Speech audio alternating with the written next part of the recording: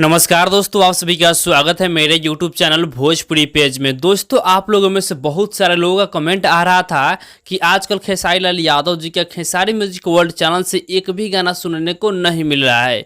तो दोस्तों देखिए, फाइनली खेसारी लाल यादव जी का खेसारी म्यूजिक वर्ल्ड चैनल से एक वॉल्यूम गाना आ रहा है, जिस गाने का पोस्टर आ चुका है। आप लोग हमारे वीडियो में देख सकते हैं। दोस्तों, गाने का टाइटल दिया गया है हीरोआ बम। दोस्तों, इस गाने को खेसारी लाल यादव जी के साथ में शिल्पी राज गाई हैं और इस गाने को मुकेश यादव जी लिखे हुए हैं। इस गाने में अगर म्यूजिक की बात किया जाए तो इस गाने में म्यूजिक है विकास यादव जी का।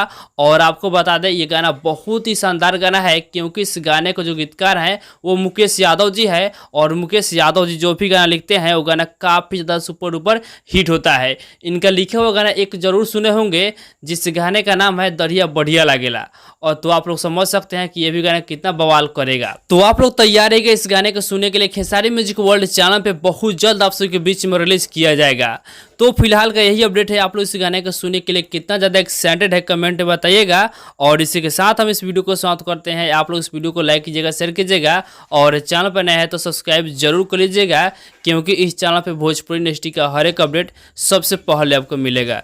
जय हिंद, जय भोजपुरी।